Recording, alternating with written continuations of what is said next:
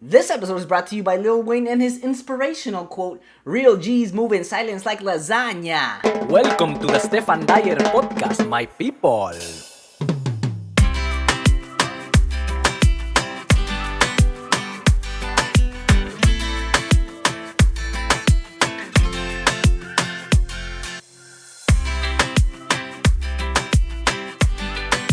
Hello, my people. Welcome to the Stephan Dyer Podcast, where I welcome people with remarkable stories for amazingly vulnerable conversation. This episode was the epitome, my friends, of vulnerability. My guest, Codi Shewan, is a professional speaker, trainer, consultant, and in 2020, yes, you guessed well, became the best-selling author of the critically acclaimed Everyday Legacy, Lessons for Living with Purpose. Right now, what a book! His passion for empowering others to see the best in themselves and to redefine their legacy. Here's the best part. From something they leave to something they live every day is the driving force behind his work. To be absolutely honest, I can't stop thinking about this episode since we recorded it. I read his book. Beautiful book. I mean, just incredible examples and so easy to read, to apply to your life. You laugh, you learn, you cry.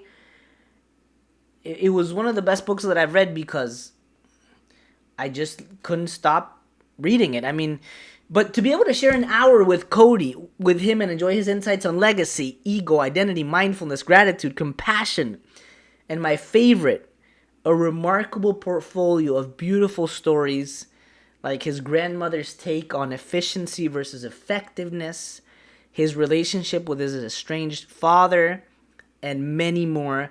There's some quotes in this book that I literally want to tattoo on my forehead. That's how good they are. Anyway, I don't want to spoil it. This is, ladies and gentlemen, please enjoy this episode like I know you will. In 3, 2, 1, go! Welcome to the Stephan Dyer Podcast. I have here the unbreakable, the unmistakable, the highly capable Codi Shewan. How are you, my friend? Hey, Stephan, my friend. It's great to be here. Thanks so much for having me. I appreciate it very much. I am so excited. I can't even tell you how excited I am because you are vulnerability at its best. I've known you for a year and a half. The first time that I met you, actually 2 years. It feels like COVID was just like 2 months, right? I know, like yesterday, right? Where's the last 20? I like to say during COVID, it's like blur's day. Like every day is just blurry. I haven't got a clue. I don't even know what day it is right now, frankly. Me neither. That's the benefit of entrepreneurs in COVID as well. That's right.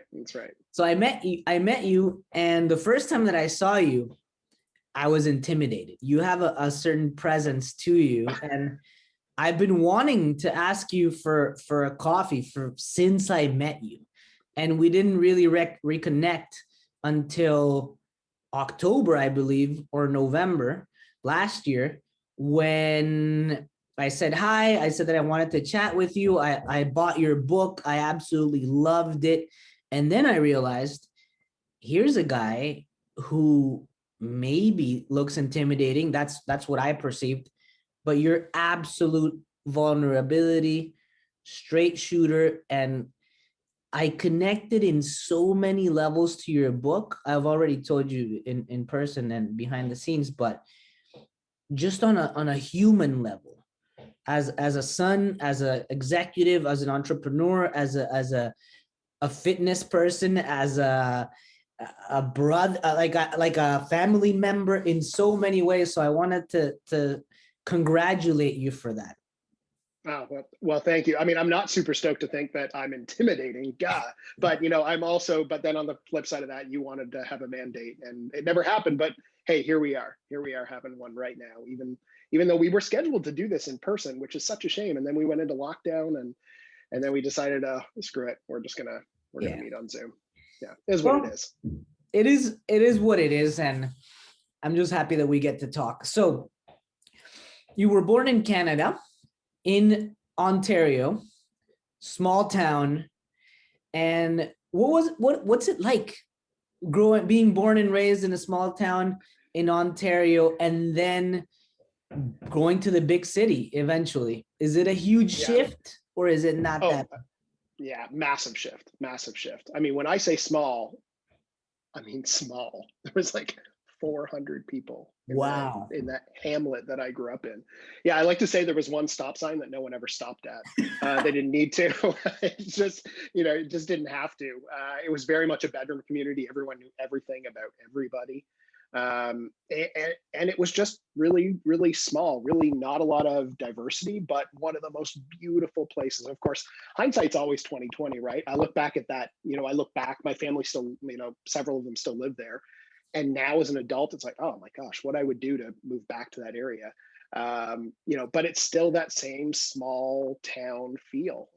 Our closest city is a population of about 26,000 people, which as the city starts to meet the country, it's actually not that big of a gap anymore. It used to be a 20-minute drive to town, and now it's like a 10-minute drive to town as urban sprawl has happened. But it was such a great place to grow up. I mean, anyone with parents, it was like an idyllic place to have your kids grow up because I spent my childhood, riding my BMX bike up and down the dirt road, literally a dirt road, and spending time with the neighbors. In fact, I talk about it in the book. My mom used to have to call around and say, "Is Cody there? No. Is Cody there? No. Is Cody there? Oh, he's there. Yeah. Could you send him home for dinner, please?" And meanwhile, I was sitting around, the table of 40 and 50-year-olds having tea and cookies and socializing. For me, there wasn't a lot of kids my age because all of us were bused. We were in a really rural community, so that it wasn't like a neighbor kid up the road. It was like a neighbor kid a car ride away, and getting parents to prioritize play dates, hang time with friends. It just wasn't something that when I grew up, it was like a high priority. So school and then home, and they were very, very distinct in my world. And a lot of the home time was spent alone. Yeah. And that's okay. I look back at it now, and I think I had a great childhood. I really did have a great childhood. When I look back into my childhood, I relate a bit to you. While I didn't live in the country, I lived in Costa Rica. Then I moved to El Salvador at age 10. And even a little bit before that, my dad remarried when I was 6. So I would go to El Salvador a lot because he moved there. And I remember going to my cousin's place. So my stepmom's nephew, my cousin Tete's place, and he lived in a residential compound where there was, I don't know, like 20 other kids our age. So we would just leave in the morning, assuming it was a Saturday or Sunday, and just not come back until my dad would pick me up or whatever. And it was like soccer, basketball, I don't know, like Pokemon, whatever was up in like the first, like the Nintendos or the first PlayStation. This was around like 1998, 99, 2000. And it was really cool because you got challenged in so many different ways that you started to build your character, your self-awareness, your resilience, and you also started to learn what you were good at, like your passions. And that's really valuable because sometimes if you're by yourself, there's a certain part of you that is not being challenged. Now, the new generation may disagree because they may be competing on on Fortnite. I don't know. I've always been horrible at video games, but you're right. It's really good when you get to interact with a lot of people and have a lot of friends. Go to other houses. I want to talk to you about the book. Obviously, I'm in love with this book, and the premise of the book, the title is Everyday Legacy. So basically, it's lessons for living with purpose right now. In other words, shifting the intention from leaving a legacy to living one. And what I love about this is you say that a lot of people say, I want to be remembered as a great mother, father, friend, soccer player, teacher, nurse, but legacy isn't just a title. Yes, it may be a great starting point, but you need to break that down, you say in the book. So how can we break that down to really live your legacy? Yeah, well, it's an interesting parallel because you've got a young son. My sister now has two young sons, one of whom was born during this COVID craziness, and the other was about a year and a bit old at that point. But I'd seen my sister when she was about 8 months pregnant, and she was just as big as a balloon. Like she was ready to go. She was ready to have her first child. And I remember saying to her, like, how excited are you? Like, you must be so excited. You're about to be a mom. Like, rewind to when we were kids. Who would have ever thought? Like, it's Yeah. just you don't foresee those things, and yet your world is about to change. And I said, not to be dark, but flash forward to the end here. Like, it seems like we flash forwarded. It seems like we flash forwarded from where we were as kids to here. So Christ, let's go like flash forward to the end for a minute. What would you want to be remembered for? Of all the things we've been through in our lives so far. And she said, honestly, I think the biggest honor is going to be to be a mother. And I said, yeah, I figured that's what you would say. I said, so, that's your everyday legacy ultimately. And she said, yeah, I think I'd want to be remembered for being a good mother. And I said, it's idealistic, but, let's really think about that. Like, what are the ingredients ultimately that go into baking that cake? What are the things that you need to put into that effort in order to be remembered as a good mother? And she said, well, I need to have unending empathy and probably very, very unending compassion, unending patience. There's a lot of these great, great things. And I said, Sierra, I said, those are all the things that as a brother, I really admire about you that make you a better sister. And I know that those are things that our parents admire about you that make you a better daughter. And when you're at work and you're treating people as a nurse, those are the things that they appreciate. So when you really think about it, it's all those things that you hold really, really dear, those values, those characteristics that are embodied in who you are, that you exhibit every single day. Those are actually the things that you'll be remembered for. We can call it a good mother, we can call it a good daughter, we can call it a good brother, but it niches us, I think, too much. When we think about those characteristics and values that we can embody every single day, we start to realize that those actually impact more people than maybe our sight lines would have us believe. And we start to really understand the difference that we can make just by embodying these values and these characteristics. So it was a moment for her where she thought, yeah, totally, I'm about to be a mom, but it's not, there's more to it than that. It's about enveloping what goes into that, into being a good mother, and starting to put those behaviors into play, all the time, as frequently as possible. I love that point of view, and when I read that, it shook me. I read one anecdote between Oprah and Maya Angelou, where Oprah was super excited because she had built some schools in Africa, etc. And she's like, "That's gonna be my legacy." And Maya Angelou told her, "You don't get to pick your legacy. No. Your legacy is all the lives that you touch." I'm paraphrasing here, but it was something along those lines. And I really love that, because you don't really get to pick it, or you don't really get to be like, oh, I want to be remembered as this, so I'll try really hard, and that's what everyone's going to remember me for.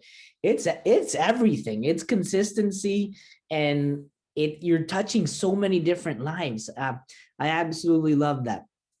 You were a top executive with approximately 800 people under you, and then in 2014, you made a huge shift from an executive position in the corporate funeral services world to the entrepreneurial world.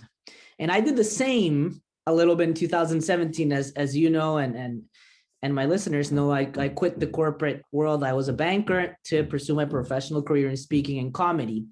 And dropping the suit and tie and salary and the prestige that I thought that would bring to me, or that society was admiring about me, it really hit me at the beginning. It took some adjustment.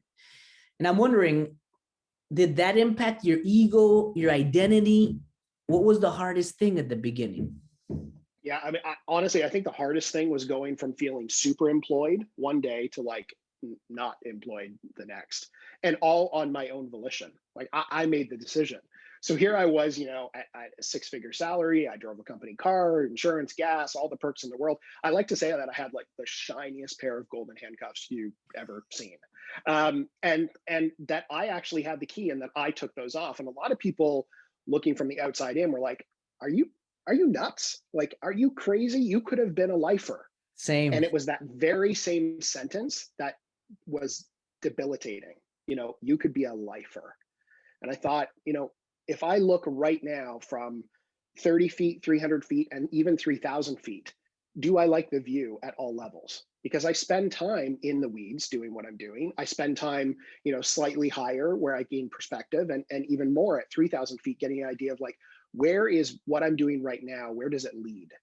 And do I like that picture? And truthfully, it wasn't that I wasn't fulfilled doing what I was doing, but the truth existed that I could be more fulfilled doing more of what I was doing more broadly. So, long story short, I went to school and studied mortuary science. I became a funeral director. I worked in the front lines of the business for several years, and then started to rise in the ranks of this Canadian-owned company, Canadian family-owned now company, that owned about 90 funeral homes across Canada. And I was the national director of training and development.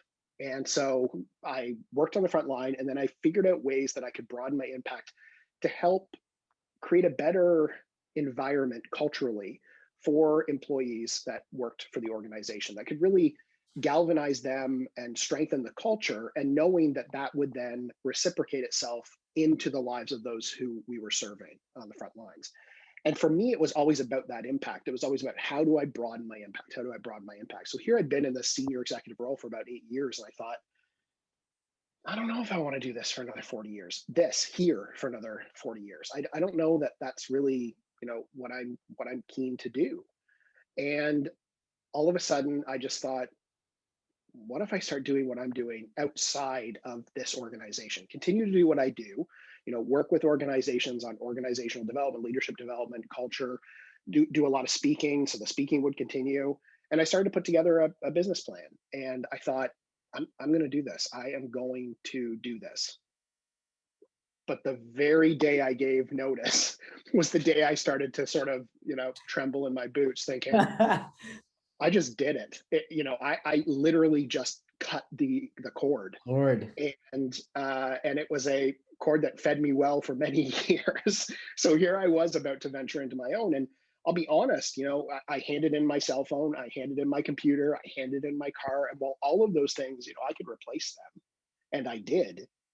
The, them as a conduit from someone to me, they just basically were there functioning, but there was nothing coming through. There was no emails, no phone calls, no text messages, and I had really lived my corporate life sort of on hyperspeed.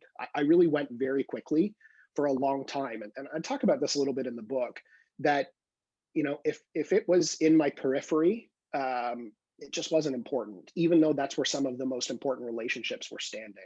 It's where some of the most important things were happening in my life, milestone moments, if you will, these wonderful experiences that I was just speeding past because I had this idea of who I should show up as in the world. And most of that was articulated by the work I was doing. So if it wasn't important to my work, it seemingly wasn't important to me. And so here I was, no cell phone ringing, no text messages dinging, no emails, binging in. And I felt super lazy, like really lazy all of a sudden. And up until that point, I'd sort of been the antithesis of lazy my whole life. I wasn't, lazy was not a word that I associated with. And, when you think about laziness, laziness as, just a human in relationships, you're probably not going to have the best relationships. If you're lazy as a student, you're probably not going to have great success. If you're lazy professionally, that promotion is probably not coming your way anytime soon. And so everything I'd associated with that word was like, ooh, that is a bad word to associate with. And yet here I was feeling super lazy. There's only so much outreach you can do. There's only so much, good news spreading of, hey, look at me, I'm in this new thing now. And then something clicked, and I started to realize that my brain started to function without the pressure of that environment very, very differently. I started to see things differently. I started to have time to process situations and individuals. I started to be able to see the work that I really wanted to do and the things that maybe were not as enjoyable. And all of a sudden, I started to have clarity, and I started to realign my impression of the word lazy and clarity. And so it became this joke amongst friends. They would say, even my mom would say, "How was your day today?" And I'd say, "Lazy AF." Like, I had the laziest day ever. And yet I could smile after it and be like, it's okay, because I had this great day of creative thinking. And I thought a lot about this program and how I'm going to develop it, and new keynotes and organizational structure and different Yes. engagement tactics and ideas. And all of a sudden, this space of lazy became this incredibly productive, beautiful space. And so it was a jarring shift. Long answer to a short question. It was a jarring shift in the beginning, but it became this like really great space to be. And in fact, so much so I wrote a chapter called "Be Lazy" in the book. And Yeah. lazy doesn't mean like, it reframes for me the word lazy. And I hope it does for readers too. Well, I know it does. Lots of people Yes. reach out and, having a lazy day. And I'm like, amazing, lean into the lazy. There's a quote that I want to frame from your book, and it has to do with your grandmother. Most of life's magic happens in a moment of pause.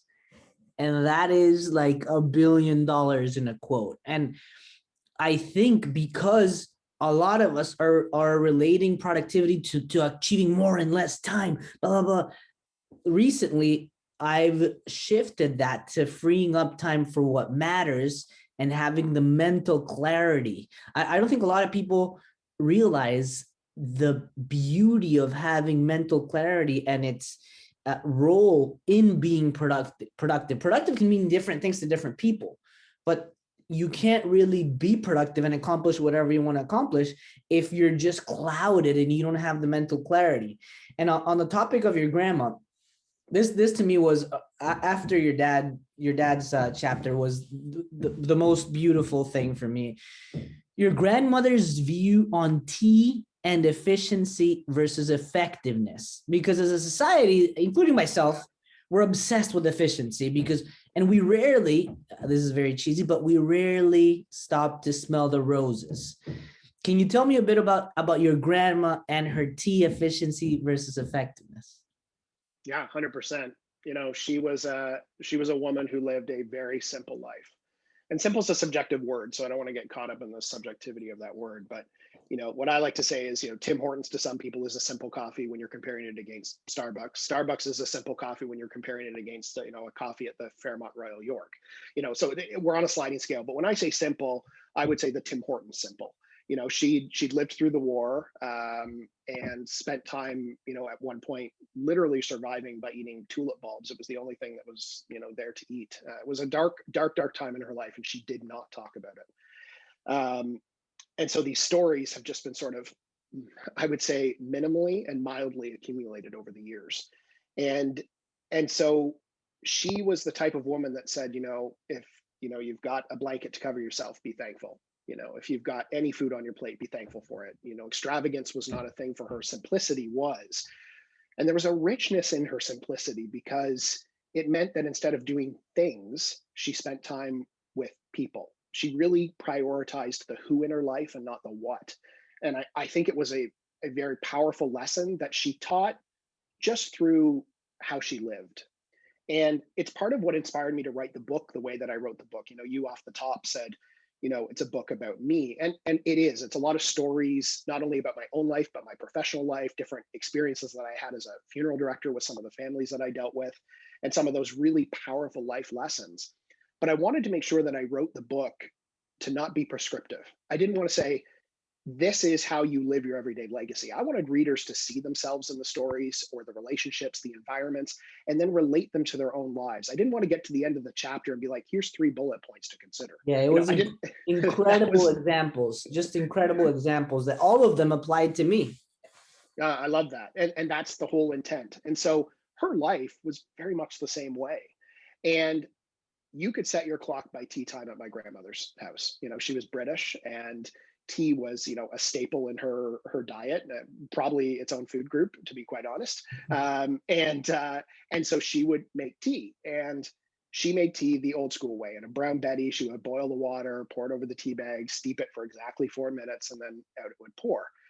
And when I think about this idea of efficiency versus effectiveness, the example that I write about in the book is, could you throw a mug of cold water into the microwave and nuke it for 90 seconds, pull it out, throw a bag in, smash it against the side, and have tea?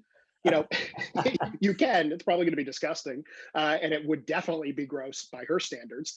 In her approach, that was not. It might be an efficient way to make tea, but it wasn't an effective way to make tea.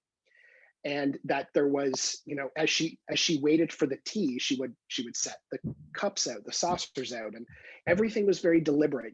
I had a mug, and so she would set that out. She had a mug, and then she'd set the milk out and the sugar out, and it was all just very deliberate. And it wasn't deliberate because it was a routine. It was deliberate because making tea for her, it meant something to her soul. It meant something to who she was. It was part of who she was. And what tea time meant was not, it wasn't about drinking tea as much as she enjoyed it. It was about the act of making it and then what followed, which was always just conversation. How was your day? What are you up to? And even if we weren't physically with her, she would call on her rotary phone, which at the time when I was growing up was a long distance phone call. So she would only call on Sundays. So you could set your clock by 6 p.m. The minute those long distance rates kicked in on Sunday, she would call. And she was really limited in terms of her funds. She didn't live extravagantly, but man, was she rich. She was rich with experience, rich with her connections. There was never a person I met that didn't like her, and it wasn't because she was popular. It's because she was kind and compassionate and empathetic. I almost can't talk about her without getting emotional. She was just one of the most amazing humans, and just taught me so much about life and what's important in life. And what's important is not what, it's who. I really like that. She just reminded me of the thing that I love the most about the pandemic, which is walks. We never walked with my wife, just around the block so that Liam could see the sky and get a breath of fresh air. And it's under the standards of productivity that a lot of people see it, it's wasting time. But it's also the best part of my day, which goes back to your quote. Most of life's magic happens in a moment of pause. And it was just a way for me to talk to my wife and how is she doing? Not like, oh yeah, no, I'm good. No, like, how are you doing? And because the environment and the stage was set where the walk would be 30 to 45 minutes, nobody's feeling rushed. And you can't come back like this. You have to go around. You already went around. So you have to, it's like when you want to run 10K and you run one way 5K, you have to come back. So it's beautiful because we talked about our plans. How is she doing? How is she feeling during her mat leave? I would talk about my projects. And there was actually time to brainstorm. And the more I read and research I think everyone wants to feel seen and heard. And it's the beauty of it. My grandparents always called at 7 a.m. on Sundays, as well, from Peru. It didn't even matter what day it was, like all Sundays. I could have partied until 5 a.m. They would still call. They did. And even if I was up, they'd be like, you were asleep, weren't you? And I'm like, no, I was up. Nah, you were asleep. How are you? And then my grandfather would always, he passed away in 3 years ago. He would always get so much satisfaction from me being successful at my job. And that was one of the, in honesty, that was one of the reasons, I quit a couple of months before he passed away, and we didn't tell him. I think it would have crushed him, and to the point that I got promoted 3 times in 7 years, and I was one of the youngest senior managers in Scotiabank, and I would almost like promote myself in every call so that he would be happier by the end of it. I was like already the CEO almost, but it's so beautiful because I hadn't thought of it until I reread the quote. And you can't enjoy if you're rushing. It's very hard. One of the things that has helped me along the way, it's gratitude. But we go back to your divine way of putting these things. And you talk about being present, obviously living your legacy, and you talk about the importance of mindfulness and being present and practicing micro acknowledgements, which is similar to gratitude, but it's not. What's the difference? Yeah, the big difference for me is that, I had been I had I'd been present most of my life, but I realized that when I really stopped and evaluated things, I had had no presence.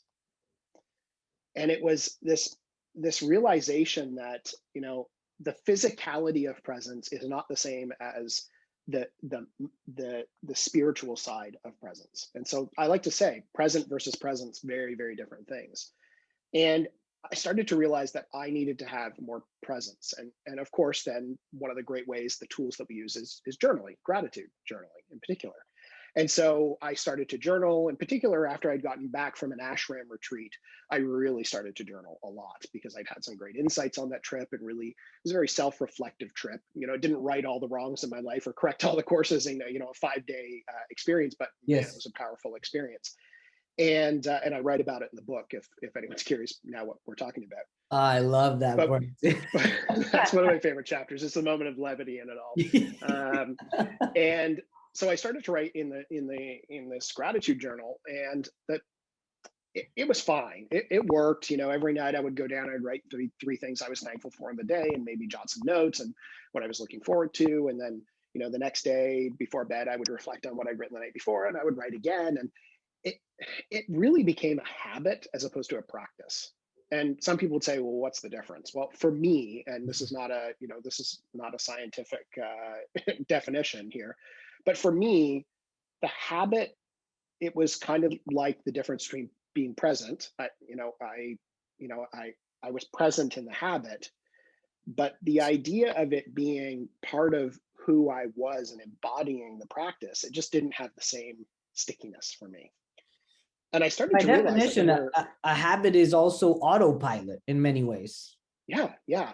And so I was doing this, but it wasn't enabling me to have more presence. It was just, I was present in the moment doing it. And I thought, there's tons of beautiful moments all around me every single day that I could stop if I chose to have a moment of gratitude, be thankful for an interaction, even with a complete stranger. And so I started to just have this practice that I call microacknowledgement, which is, take an acknowledgement and just sit with it for a minute, really get granular about how it shifted you, even if it seems inconsequential. In fact, probably most importantly, if it seems inconsequential.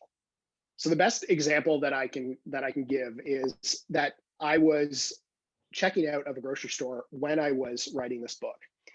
And there was this person ahead of me in line. I was next to cash out, and the person was just not having a great interaction. Clearly their day had been affected by something. I don't know what. I wasn't there to judge, but I was definitely there to see how they were engaging with this poor cashier who was just deflating moment by moment. Yes. The person was short and sort of quippy and just not super kind. And I knew that an opportunity right then and there existed once they were gone, once they were out of earshot. So once they were, and this cashier at this point is a bit of a zombie, checking things through the line and their head is down. And I said, how are you today? And I could just tell when she looked up, it was just not, she had clearly been affected by this. Yeah. Let's call a spade, a bit of a jerk ego. I won't say the person was a jerk, but a jerk ego. And I leaned in and I said, look, I have to tell you, you handle jerks like a pro. And the smile just totally beamed across her face. And she said, oh yeah? And I said, yeah. And she said, well, that one really tested me. And I said, well, listen, you passed with flying colors. You did a great job. Now, how was your day going? How are you doing? How have you been? Has it been busy? And at the end, I thanked her and packed up my bags and said, have a great day. And don't forget, you're the pro. And she laughed and I laughed. And as I was leaving, I looked back and I saw the 6 people in the line behind me. And I realized that one tiny moment, that one moment for me to invest in the person I was in front of. And it really shifted the experience that those 6 people were going to get. Had I just thought, oh God, that was a bad experience and not said anything, let her zombie my things through the checkout line, tap my debit card and leave. It was up to someone else. And I've always been the, if the light bulb is out, change the damn light bulb kind of guy. So don't wait for someone else to do it. So for me, I thought, here's a beautiful opportunity. And I left the store and I got into my car. So that was the moment, the doing part. And then the reflection part of the micro-acknowledgement was getting in my car and thinking, that was a good moment. That was a moment for me to change the state of someone else by how I chose to show up. And it wasn't a pat on my own back moment. It was a transformative moment, a simple, seemingly inconsequential. And I said that earlier, and I want to reiterate it now. It's the moments that seem unimportant, the sort of ambiguous moments that we wouldn't normally pay attention to, that these moments exist. And I thought, what a great opportunity to change that person for everyone else. Yeah, it's incredible because they'll treat the next 6 people better if she treated or the cashier treated them horrible. They're gonna be angry, think it's personal, some of them maybe. Then they're gonna go and treat their partners, their kids, or their colleagues at work. And just by you putting yourself on the spot and being vulnerable, putting yourself on the spot and changing it, it's like a replica, like a momentum of positivity and many different things. It's totally a ripple effect. And and that same experience has happened to me during COVID. When everyone's, tempers are flared and everyone's anxious and cautious and, trying to be careful, the same thing happened again, where someone ahead was just not, clearly they were not having a good day. They were maybe pressured by the situation. Who knows? Maybe they had 3 kids at home they were trying to teach and work. And, again, I'm not here to judge, but the same thing happened. And for me, by having that moment of micro-acknowledgement, practicing it every single day through the day, as opposed to once at night and writing just 3 things down, I might do this 10 times a day. And it creates these little memory hooks. And so I had the same experience during COVID. And I thought, you've already done this before. You're the pro now. You know how to do this now. And so I did it again. Same thing again. God, you handle jerks like a pro. Now, did it sound like a bit, like a broken record? Maybe to me it did, but not to that person. And I looked back at mine and, right. And just like a comedian, when you have something that works, you don't go, well, that was nice, and move on from it. You're like, I'm getting that in every damn show. 100%. Like that is going in. And when we start to realize that even in a non-comedy kind of way in our lives, just a kindness thing, that when we can put these things on autopilot, it actually not only affects others, but it starts to do really great things for us. We start to realize that we are mutual benefactors of the kindness that we put into the world. And again, that's if kindness is part of your everyday legacy. I think for most people, they'll want it to be. For me, it definitely is. My everyday legacy is impact. I want to, at least once a day, change the state of someone by helping to just articulate their perspective. So if they can just see something slightly differently, and that powerfully shifts something in their lives, even maybe not powerfully, just a little bit, but if it allows them to see things differently, then my work here is done. That'll be my everyday legacy. And that's so that's my point of inflection. Yeah, that's micro-acknowledgement in a nutshell. It's trying to find those moments, and instead of waiting to write them in a journal that you're only going to open, once a day, every 24 hours, instead try and do it all day, every day. Find moments to do these sort of things, to be thankful for the experience, not only for the individuals that you might have impacted, but for how that changes and positions you to do it more often, more frequently, and create a greater ripple effect in the world. I love that. I have something very similar, but it wasn't micro-acknowledgement / gratitude. But I have a list of the best quotes of Malpensando, my comedy and public speaking school, and of all the shows and tours that we've done with Juan and our students and everywhere we've performed. And I have a note on my Evernote called Best Quotes. And it's all the funniest / biggest fails of our careers. And I just love those memories so much that I don't want to lose them. I want to cherish them and be able to taste them on demand. It may be not letting go in many ways, but it transforms me every time I read them. So every couple months we get together, or I just go into those notes and I read the quotes, and I laugh so hard to the point that episode 8 with Juan, or episode 9, is a full episode of our biggest fails. And it made us laugh so much. It made a lot of people laugh. But think about it. Now I could do that with gratitude or micro acknowledgements or impacting other people's lives.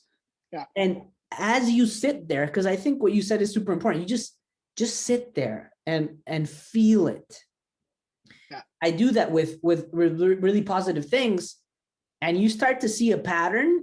You start to see what you're actually good at in impacting other people's lives, and then you can do it more because you've identified it, right? Yeah. Here's a simple example, and I used to do this all the time at the funeral home. Now, when you're working in the funeral home and you're dealing with families, visitations, funerals, making arrangements, all those sort of things, even as a member of the leadership team. So when I was managing a funeral home, one of my favorite things to do was, in particular in the winter or on a rainy night, was to hang people's jackets.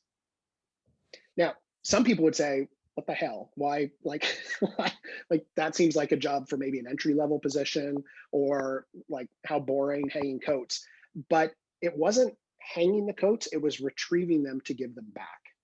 Because so often I would say something like, first of all, I would try and remember. So it was a great memory muscle thing. Like, oh, this guy, okay, leather jacket, beard, leather jacket, woman, curly hair, gold earrings, green coat. I would try and remember, and I actually got pretty good at it. I could pull them off. But the best part was you could just see that, there were some people that were really affected by the fact that they just had a visit with, someone close to them who'd lost someone. And I always took those moments to try and find a bit of humor to create levity in the situation. And sometimes I would say to that, lady with the curly hair and the gold hoop earrings, as she was coming back to get her green coat, I'd say, I hate to break it to you, but that coat actually fetched a good dollar. So it's, I sold it. And she'd laugh and she'd say, yeah, that is a nice coat, isn't it? I'd say, yeah, it was. The lady really appreciated it. Or leather jackets were another one. Like, oh, that leather jacket, that leather jacket got me $100. And the people would light up and they'd laugh. And it was just this great moment. And that was long before I ever thought about microacknowledgement. It was already part of who I was. And so it's probably why I love the practice so much, because it's just part of me. It's part of who I am. I like to look for those opportunities to make people smile and laugh, to bring levity to a situation that's otherwise quite heavy, and to make people just think a little differently. It goes back to the quote: most of life's magic happens in the moment of pause or in the in-betweens. Obviously, it's great if you win the lottery, or your partner or your son or your daughter like wins a huge award, or like you buy a home. But how often do these like blockbuster moments happen? Like you can't derive all your happiness from these places. I like a quote by Tony Robbins that I used to achieve to be happy, now I happily achieve. And the more you fill out those huge moments with little moments, even more recurring moments of wellness, of smiles, of just abundance, you're gonna have a more beautiful life. Yeah, and we look at those milestone moments like promotions or these especially these big things. And what we realize when we look a little bit deeper is it's not the pinnacle moment that matters. It's what went into the moments ahead to get there. And so when you think like, oh, my child won an award, yeah, okay, that's great, and congratulations, and they deserve it. But it's who they were. It's how they showed up in the world. It's the work they put in, their focus, determination, dedication, empathy, compassion. The list goes on. Who you're being. It's those things that, as I like to say, those baked the cake. Those were the ingredients that went in to whatever that pinnacle moment is. So celebrate the milestone moment, but there's a heck of a lot to celebrate pretty regularly leading up to those milestone moments. And those moments happen around us every day, all day. We just got to look at them. We've got to look for them, and we've got to scratch below the surface sometimes. I totally agree. In Darren Hardy's Living Your Best Year Ever, he also wrote The Compound Effect, which I love. So I have this agenda, which is like a journal, and you track your goals and your habits and everything. And he says that a lot of people focus on the result instead of the cause. So a lot of people say, oh no, I'm going to like lose 10 kilograms because I'm going to Cancun in a month. I always give this example on the podcast. People must be tired of it, but it's like, okay, you have that goal in a month. What happens? You lose those 10 kilograms and you go to Cancun, you kill it, you take the pictures, you come back to Canada, you gain 10 kilograms, even 15 kilograms, because it's not as recurring. So Darren Hardy says it's not that if you do something, the goals will happen. It's who you have to become. And then everything else will follow. Who you're being in that moment. Like all the like consistency, kindness, patience, integrity, accountability. Who are you being? Another quote that I love is, how you do anything is how you do everything. So it really is who you have to become. And when I first met you in the presentation you gave, I remember you mentioned that you worked in the funeral services world, and you were an executive. You had a lot of people under you, and I wanted to ask you for the longest time, what did you learn about death? Like, it sounds like a weird question, but what I mean is, like, what did you learn about people in those critical moments when something so precious has been taken away from them? I'm grateful that I still have my parents, my brothers, my wife, my son. Sometimes I even cry, like I want to cry just thinking that something could happen to Liam and he's just like playing in the living room, And is it resilience? Is it, what did you learn in these times? Because you've been around it so much. I'm so curious. Well, a lot of people think that a career surrounded by death would have taught me a lot about dying. But the truth is, a career surrounded by death taught me everything about life and living. So when I wrote this book, it's really funny because, algorithms, how they pick up, especially on Amazon, put this into 3 death categories. I think it was like death and mortality and bereavement. And I debuted in the #1 spot on Amazon in all 3 of those categories, which was great, #1. But then I'm like, oh, great. Death, dark, dying. And the truth is, the book isn't about death at all. It uses relatable experiences in that world and perspectives from that world. But the book is all about life. And that's the most beautiful lesson that I learned in Career Surrounded by Death, was all of these beautiful experiences, these beautiful moments that had the power to shift the entire way I saw something. And, oftentimes those moments came sitting around an arrangement table, making funeral arrangements with a family for, someone they had just lost.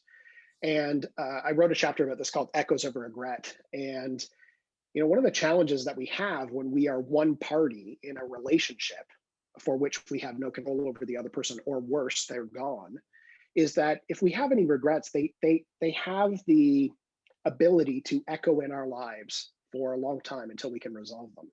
And oftentimes the resolution in situations that have gone, sideways or aren't as good, nothing helps get to a resolution better than 2-way communication. Us talking through it, figuring out how to resolve. But when one person's gone, the onus is on you. And I had that experience with my dad. And I saw it so many times, Stephan, sitting around the arrangement table, family saying, I wish I had done this, or I wish we had done that. We should have been here. We should have. People were shoulding all over themselves, and it was, it was simple things. There's always this little voice in the back of my head in those moments that thought, why didn't you? Or why did you? Now, I never said that out loud. I was empathetic and compassionate in the moment. But some of these things were as simple as, I wish I'd said I love you before I went to bed last night. I wish we hadn't gone to bed angry. I wish that he'd spoken to his children.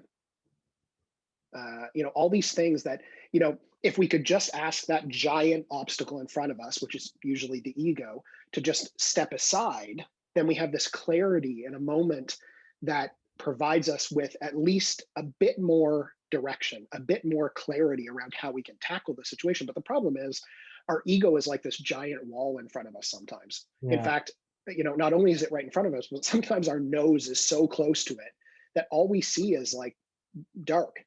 And sometimes what we really need in situations is elasticity from where we are to where we need to be in order to gain perspective. It's one thing to see darkness. It's another to realize that it's a brick. It's another to realize it's not one brick, it's 10 bricks, and that the brick is not dark. It's in fact, red.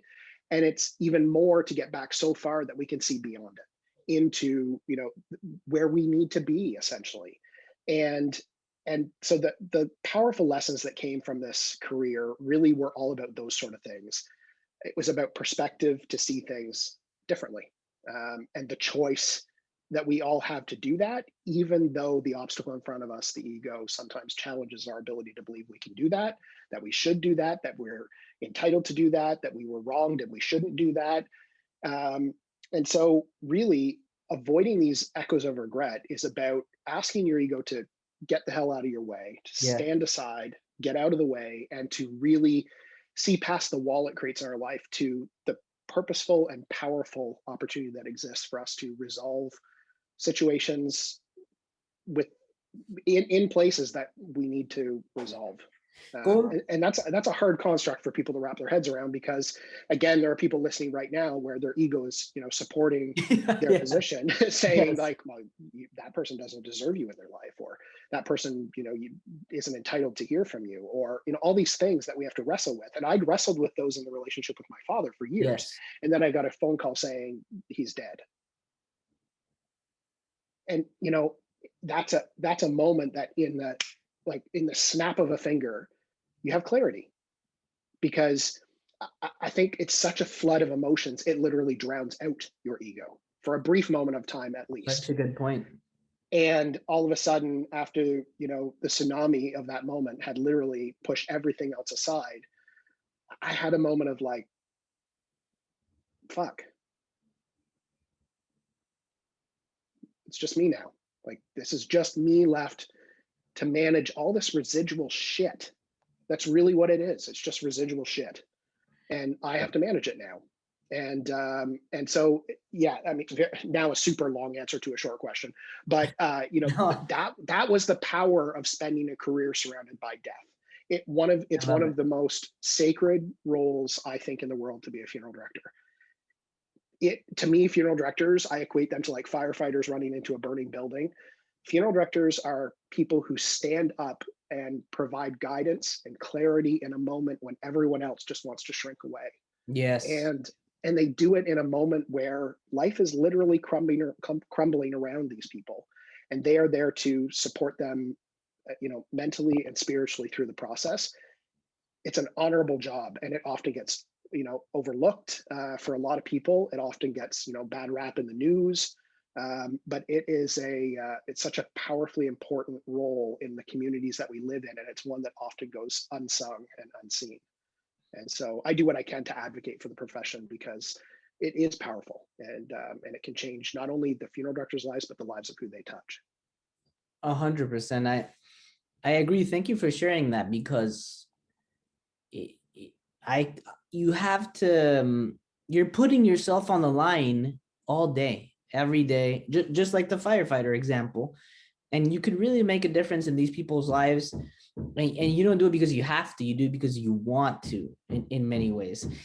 To me, the book on your dad was, the chapter on your dad was so powerful, because whether you realize it or not, we just talked about, the other person's gone and you're stuck there. But I think this chapter gave me, at least, and a lot of people, maybe you've already heard this from other people, but it gave me the power to not even have to talk to the other person, and maybe even if they're gone, to be able to fix that within me, even if when people are not gone. Because here's why I love it.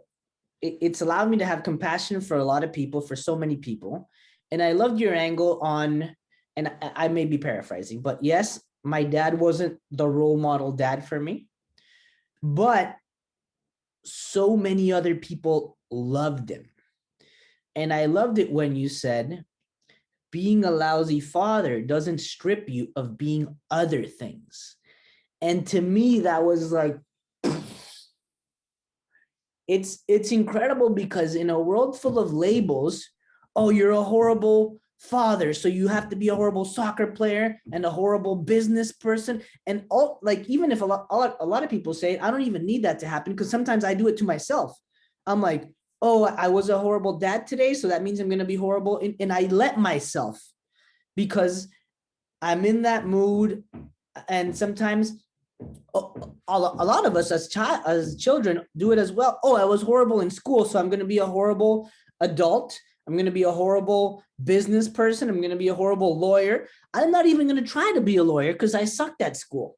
So it's almost like we make these decisions involuntarily, and we just put them on ourselves without realizing that there's so many different layers and angles to a lot of people.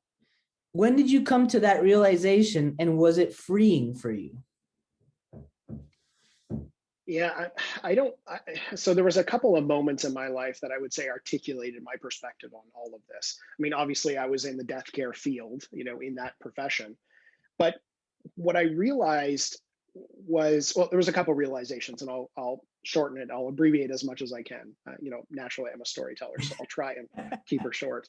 But there was a moment that I was conducting a funeral. In fact, it's how I opened the book. And it was a funeral like the thousands of others that I conducted before that. And, funeral directors are often in the wings, if you will, waiting for services to conclude before they move in for the logistical pieces. And I was standing at the back of the chapel, listening to this service be conducted for a man who I would say was kind of grandfatherly in age. And the adjectives that people were using to describe this guy, the stories that were being told, there were tears from sadness and there were tears from belly laughs. There was moments the chapel just erupted with laughter. And I remember standing there and just smiling and thinking, gosh, like I would be a better human for having known him. Like it sounds like a great guy. And it was like a lightning bolt hit me. And I thought, I wonder if he lived that way on purpose. Did he live the way that they are describing him with intentionality? Or is that just, was it just, totally circumstantial? He didn't even realize the difference he was making. Because if he didn't realize the difference he made in the people's lives in that chapel, in that moment, what a shame. What a shame if he didn't understand the difference he had made in their lives, the ripple effect of how he showed up. And it was in that very moment that I realized that everything I had ever thought about legacy was that it was something that comes when you're dead, something that's there once you are gone. And I realized if he didn't realize he was making the impact he was making, how would it change if he shifted that narrative around legacy from something he left to something he lives every single day, or lived every single day? And would that articulate him differently in his own life, and as a consequence in the lives of other people? And so it was that lightning bolt moment that I realized, wow, here I've been surrounded by death, for years now, every single day. And it's never struck me. That notion has never struck me. And the other notion that struck me was that death is the ultimate teacher. And we live in a death-averse society. I mean, most people, when you talk about dying, want to run the other direction. And I get it. But, people who have made it this far in the podcast, just hang with us for just a few more minutes here. Because people are like, oh, God, he's talking about death again.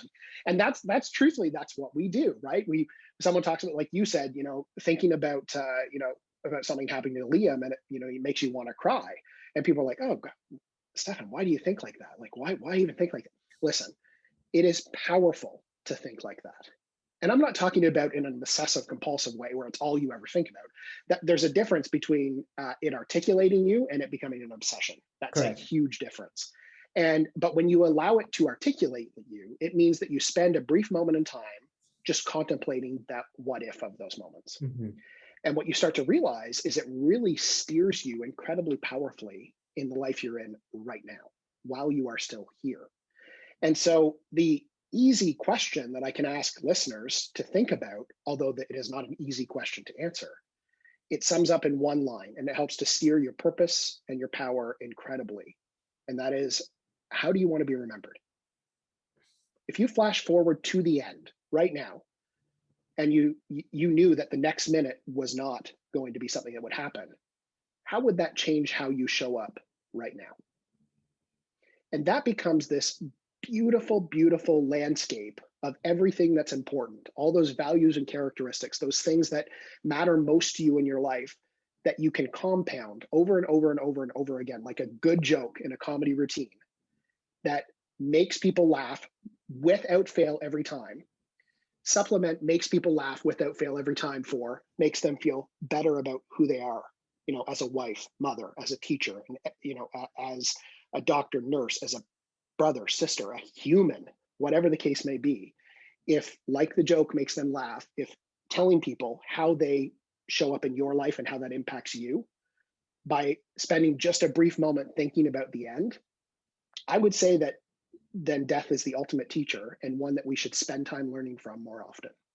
And it gives you mental clarity, like you said, because it almost brings you to, I don't know if it's a fight or flight, but when you mentioned the other example where you were just flooded with the news about your dad, it moved away the ego and all the other emotions. It's like you're struck by this, and it gives you the mental clarity about what actually matters and not the residual. I think I always ask myself in a moment of, when something's challenging me, and it's hard to do, but I always say, is this going to matter in 3 minutes, 3 hours, 3 weeks, 3 months, and 3 years? Yes. Is this going to matter? And if it's not going to matter, move on, but move on with clarity. So move on, either repositioning your own perspective or resolving the situation with someone. And it just becomes this fluid behavior that you can integrate into your life. And so I'm not saying, every, minute you need to think about, oh my God, what if I die in the next minute? Yeah. That would be a little tough. But if you use the example of me being surrounded by death every single day and how that reframed what's really important in life, you can do that on a micro level, every single day. You can be thankful for opening your eyes. Yes. You can be thankful for the breath you draw. And this is not like a rainbows and unicorns thing. At the end of the day, I'm not all about the spiritual woo-woo. There's a pragmatic side to this, which is, can this change how I show up, not only in my own life, but in the lives of others? And that is a conscious decision you can make every single day. And I would say the more conscious it is, the more intentional it is.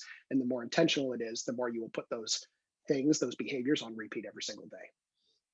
100%. And I am, the more intentional you are, also you'll feel better, you'll feel more productive, you'll actually feel like you're reaching with mental clarity the things that actually mean more to you and to the ones that you want to love and feel loved by you. Like there's 10 things in the supermarket. If I don't really know myself, I don't have that self-awareness or mental clarity, I'm just going to grab any of them. It's like going to the shopping mall and then seeing like, oh, let's see what I buy today. You buy it, next day you regret it, as opposed to having a list of knowing what you actually want to buy, which will give you the best feeling because you have that mental clarity. It's beautiful. I just want to mention one more thing about your dad's chapter, which it impacted me so much. It also reminded me of the difference between integrity and morality. And for me, it was so powerful because I used to feel sometimes like, oh, if I mess up in this area of my life, that means I'm a bad person. But no, it was just a breach in integrity. You then restore integrity. You're good. That doesn't mean you're a bad person. And that doesn't mean you're a bad person all around in all the areas of your life with every single person. You just need to restore integrity. And even if you don't, which obviously you should, but even if you don't, that doesn't mean you should stop enjoying all the other areas of your life or stop yourself from being everything you can be to other people in your immediate vicinity or in your immediate circles, which I think you just expressed so good in that chapter. We've talked about a couple of examples about the book, and in no way, shape, or form, I think it's a spoiler. There's so many different good examples and different chapters. It's also a very user-friendly language. Like it's an easy read. You don't have to be like a rocket scientist to be able to read it. It's so easy to digest. It makes you feel more human. And at the same time, it allows you to live today.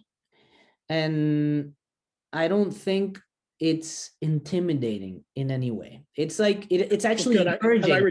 Have I redeemed myself through the book? Yeah, yeah, you have, especially with the colors. It's such a. It makes me feel like it's like a sunny day.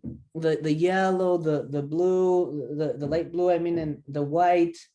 I love that. I also just love the examples. In Spanish we say aterriza, which means it like a plane aterriza. It comes down, so it's easy to touch, it's easy to grab, it's easy to implement into my life. You make me read like I don't know, a book by Noam Chomsky. It'll take me 8 years to be able to understand what he said, So this Yeah, is I tried. I really did try to make it practical. Reasonable advice. And some people say the whole idea of everyday legacy itself is the innovative piece. But what goes into it, these are all cakes we've baked before, to stick on that analogy. This is all stuff we've done before. But just like my everyday legacy in how I show up every single day is also put into, with a great deal of care, attention, and love, into this book, which is, if I can just change someone's perspective that much. Sometimes that's the difference between, seeing over the wall and believing the wall is just simply too high to overcome. Just one tiny little bit further back provides that perspective to people. And I really wanted to do that in this book, to say, I realize in a moment you may be seeing things this way, but, with just a tiny little shift this way, you might see things differently. And that was through lived experience on my part, like I said, and through my professional experience as well. And those little changes build momentum, because getting a Nobel Peace Prize or whatever, like it's super overwhelming. Maybe you're not born with that dream, or maybe you have it, but these little things are so attainable, doable, that the more you do it, you gain momentum, and then you actually accomplish something that was true and authentic to who you are and what you wanted to do. And you're doing it with people, strangers, obviously, but the more you do it, it's going to impact the people who are around you, which presumably I think that you care because you allow them to be around you. Now I want to close this interview with the traditional champagne question that we ask all our guests. And the question goes like this: if we were to meet a year from now with a bottle of champagne, what are we celebrating in Codi's life? We are celebrating the fact that we are together drinking a bottle of champagne. Yes. Right now, because the world has been very different for the last, it's crazy, 12 months. Literally, we're in the 12-month stretch here, and we're probably staring down the barrel of another 6 months, maybe even longer, before we can sort of be back to whatever normal is. I don't want to talk about the new normal and how we've shifted and pivoted and adapted. Those are all very overused words over the last year. But truthfully, I'm looking forward to humans again. And by nature, I'm naturally an introvert. So there have been times when 2 months have passed during COVID, and I'm like, holy smokes, it's it's November, and I thought it was August yesterday, because gaps in time just seemed filled by life still continued. It just isolated itself. And so, I'm really looking forward to that human connection again, being in a room filled with people. I'm sure, just like you, getting back to, being on stage for a comedy gig. I cannot wait to be back working in person with organizations. A lot of my work, organizational development work, and doing executive coaching and management consulting has been shifted to virtual, but it's just, there's something missing. It's that human element of being in the same room, breathing the same air. Which in a year, hopefully, will be a lot safer, and maskless, and all of these things. Whether you believe in COVID or not, this is not that discussion. It's that we can be in rooms again without restrictions and drinking that champagne, and forget a bottle. Let's have two. I think money, like crisis moments, really maximize who you are. If you're a jackass, it'll make you a bigger jackass. If you're kind, it'll make you even more kind. And I'm really grateful for this interview, seeing your kindness and just spreading it everywhere. And and making us live our everyday legacy with such a beautiful book and easy to implement examples, man. I'm really grateful. Thank you for being here. This is Stephan Dyer and Codi Shewan on the Stephan Dyer Podcast. Ciao, ciao. Gracias por escuchar el Stephan Dyer Podcast. Arrivederci, my people.